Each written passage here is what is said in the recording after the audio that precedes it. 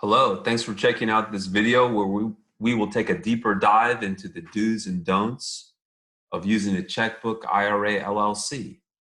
Please like this video and subscribe for more videos like this.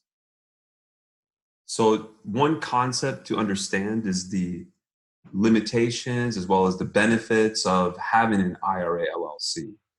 Some of the benefits are going to be the ability to have checkbook control over your money, to reduce the fees you might have to pay to an IRA custodian. But you still have to recognize the limitations in the sense that it doesn't change the underlying rules that apply to investing your IRA money in alternative investments or whatever the case may be. So that's the fundamental theme that will go through a lot of these points here. So it's important to keep that in mind. So again, when investing in alternative investments like real estate, tax liens, precious metals, or private company shares, it's important to understand the Checkbook IRA LLC rules. So on this page, we're going to go through some of the important do's. So of course, you want to open up the bank account in the name of the LLC. You don't want to open it up in your personal name. So that means you're going to use the employer identification number that was obtained for that LLC. You're not going to use your social security number. When you make investments via the LLC, those investments are titled in the name of the LLC. So if it's a piece of property, it's titled in the name of the LLC. If you're investing in a promissory note, the note is payable to the LLC. It was not done in your personal name.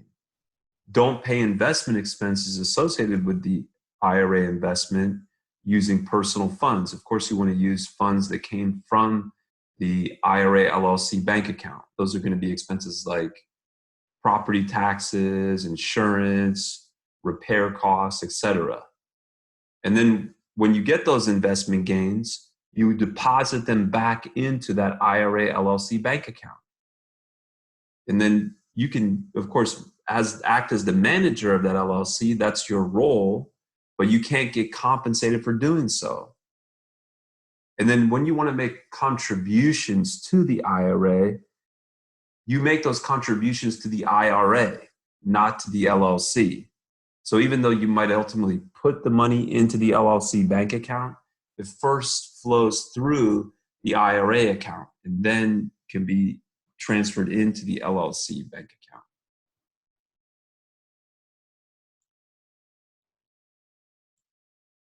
Now, as far as don'ts, don't use the IRA checkbook funds for personal use.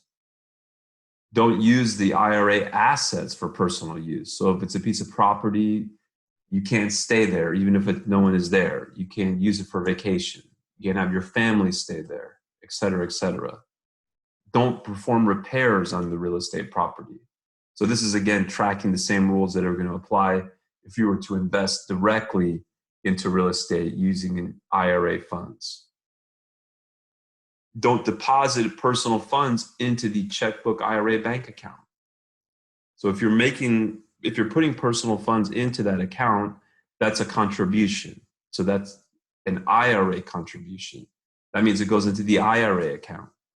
And then if you're taking money out, you're taking money out as a distribution, or maybe you're rolling it over to another retirement account. But the funds don't go from the LLC, they would be pulled from the IRA. And then the IRA custodian is the entity that's going to handle the 1099-R reporting. If you take it out of the LLC, the custodian is not going to know that you took it out of the LLC. So they're not even going to be able to issue a 1099-R. So that is going to have even more negative consequences if you don't remember the structure and that those distributions need to come from the IRA account. The court cases here are the ones that are the basis of the IRA LLC structure. You got the advisory opinion as well. So those are great resources if you're looking for that regulatory and legal foundation and citations. Thank you so much for watching this video. Please like this video and subscribe for more videos like this.